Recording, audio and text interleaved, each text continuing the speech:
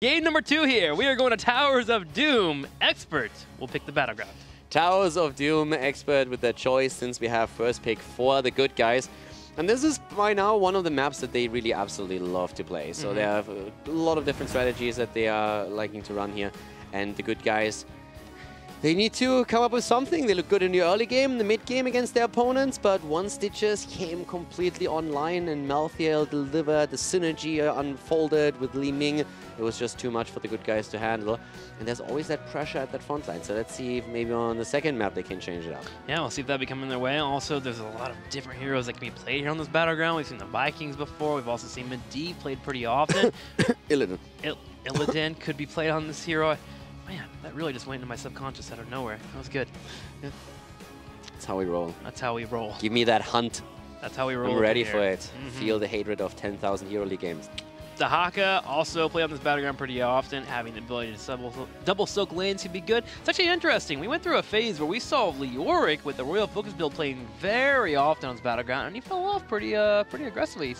Yeah, it's just a matter of what kind of style you want to play. For example, we went in some of the games extremely teamfight heavy, where the teams want to go for their snipe comps and not play the map so much. But Leoric is always an option here. Always an option. Get that Royal Focus, Lingering Aberration, work at the top to the middle, be very Dahaka-esque, come into the team fights, and of course, keep moving forward.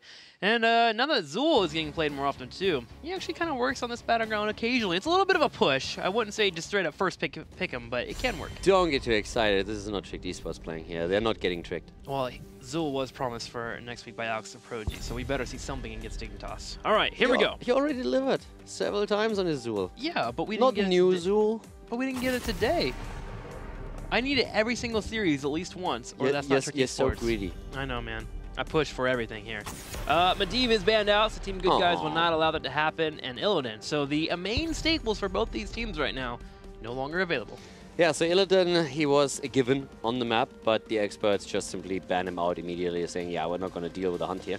So the Good Guys have to change their MO a little bit. Again, when we looked at them and at their most dominant, when they really did well against Dignitas, for example, and got 2 maps out of them, what they basically did, they relied on a core draft that evolved around double support, Illidan, having a Stitches, and then usually Lunara. And whenever one of the heroes was banned or taken away from them, they simply kept the draft or the idea of the draft alive and subbed out that hero with another version. So oftentimes when the Illidan was targeted, they went straight into Malthael as the other option.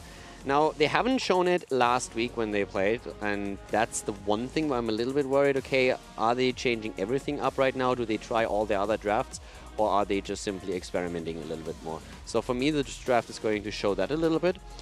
And another hero that I am still curious about after they played it and Expert played it in the past would be the Vikings. Vikings was played by ADRD. He ran the split push Balog build, which a lot of people really enjoyed seeing. It was a while ago. He got a lot of compliments from other Viking players there too, just because how he played it. And he also played it with a longbow, so that was pretty cool for the team fights. We haven't seen the Vikings in some time, a few weeks on the map, but it's always one of the options that you can go into if you are trying to focus more on the battleground than the actual fights, if you're focusing the macro game more. So the Good Guys have shown a bit of Vikings play on a different map. I'm just curious to see if that's going to become more of a trend for them, or if that was a very isolated incident. Well, Noob and Greymane will be grabbed here for Expert on the left side. Stitches was grabbed last time for the tank, but here they're running a Noobrack. A Noobrack I feel like is a little bit better on this battleground too. You get the dives that you would like to, can hold down those bell towers really well because he has 2 forms of CCs with the Impale and the Burrow charge. Also, the Cocoon if they ever try to go for a hard engage. So, nice pickup here for Team Expert. Yeah, Expert with the true and tried combo right at the start here. Again, not taking Genji, by the way. So that's the one thing that stands out a little bit, that Genji has just fallen off in that priority. So the Good Guys are now all of a sudden faced with a choice. Do we go into Genji with the Dragon Blade here, or do we actually value something else highly enough to not take him, which would very probably result in them having to use a ban to get rid of him. I mean, it's getting to the point where Uther's getting so good at actually stopping that Genji that they feel like they can't do much. And the more I see Genji against Uther, it feels like he just gets locked down and he can't be effective. So maybe he's giving it away as the option that Expert is going to start moving into. Maybe we'll see more teams do that. A Divine Storm, the Benediction at 16, just really makes it hard for him to be effective. Yeah, it just...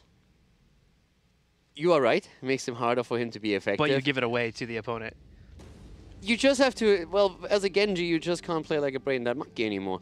Where you just go into the backline and say like, you can do nothing. 4 heroes, I jump in all of them. Then you get punished. So you have to play a little more careful. That's exactly how I play Genji. That's how most of us play Genji. So, and then we are surprised. Wait, dashing into 5 stuns kills me? Yeah, you don't realize it until after you die. You're like, Yeah. oh, maybe that wasn't the play. What do you mean? What do you mean I can die? Can you explain that? So no, I really think that Uther is of course a fantastic tool against Genji, no doubt about it. But I think as a Genji player, you will still get your value.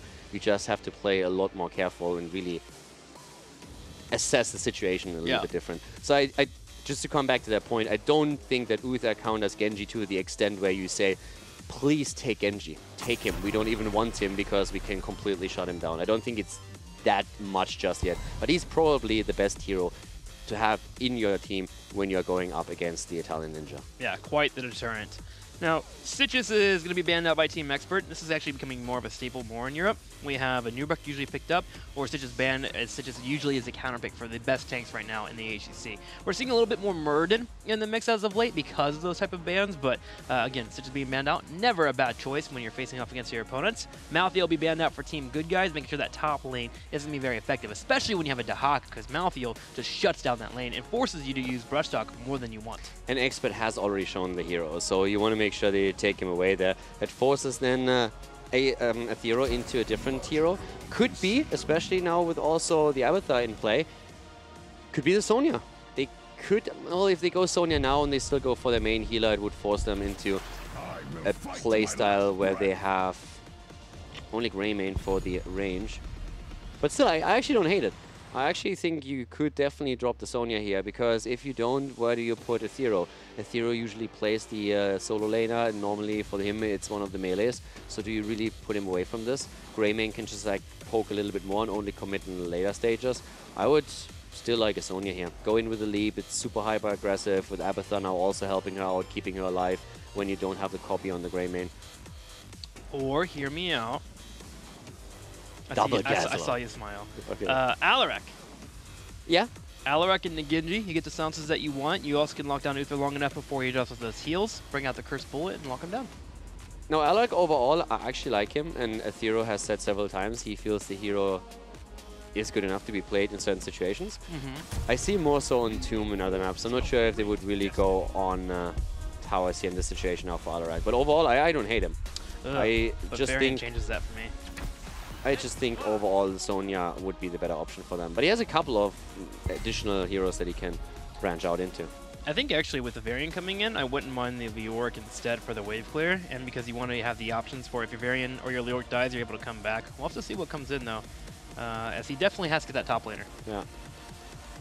I mean, they are thinking about this. It's not a snap lock for them. There's definitely different options that are floating around right now. It depends highly on how they are trying to play this game. They can play with the Leoric, try to get the Royal Focus build and get the soak between the two lanes. But Abathar is most likely going to try and do exactly that, get that soak. Sure. So then you would force the 4-man to have Abathar in it, which is always a little bit awkward. So that's one of the reasons why I'm not sure if I would like the Leoric that much. But you don't necessarily have to only go for the Sonya here. We have seen enough other heroes that you can play there. Would Tracer be weird? No, it's probably a little bit out there with the variant. I'm trying to think of all the heroes I've seen from Aethero in the past. I don't think they have the overlap for that. Yeah. But I'm also not sure. Let's see what happens. It's going to be the Sonya. Yeah, okay. So My blades are yours. there we go. The blades are out.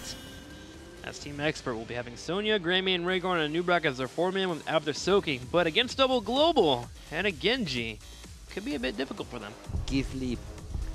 Yeah? Yeah, I mean, against the... So, with what we are seeing right now and the variant being played, most likely what we're going to have on Falstad is him going into Boomerang build, Gathering Storm, so he has more split push potential as well.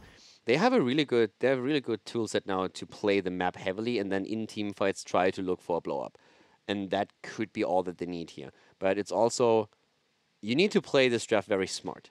So a lot of minimap awareness, make sure that you never get in caught, and that can definitely work. But I would say that Sonya is likely to go leap again. This is what Aethero has been doing in 80% of his games on Sonya. I think we've seen 2 where he went into Wrath, and that was very special setups that they had for it. So they're going to try and jump on the false stat. They're going to try and get those kills, especially with Abathur helping out with a head on Sonya. Yeah. The threat is so much more against that backline. So if they play it safe, the good guys that is, and play the macro game, they have a pretty good chance to set themselves ahead. And what I like about Team Good Guys Draft 2 here is that typically with the rotation that we have here from Expert, you have your Greymane, your Rhaegar, and your Sonya, all heroes that are great at clearing the mercs on Towers of Doom.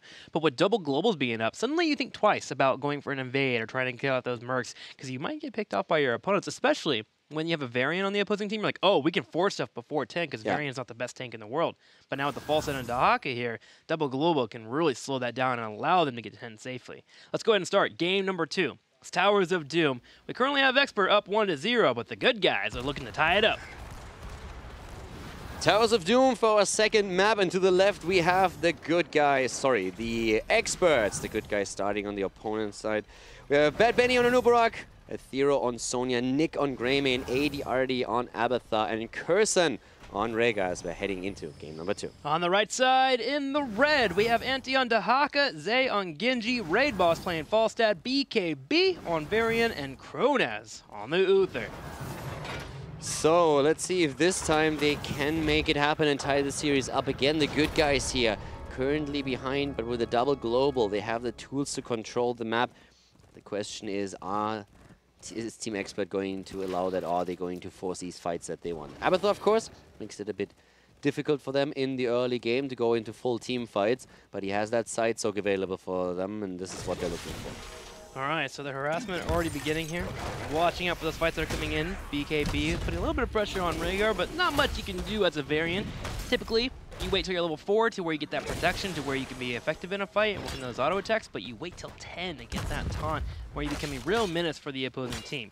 Genji, on the left side here for Team Good Guys, is waiting for the rotations, but Expert, they're not doing anything too crazy. They're just going to go ahead and pull it around and soak and soak.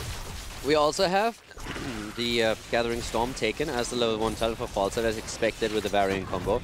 Xay is extremely low and could fall here, and he does, as Abathur helps out right away.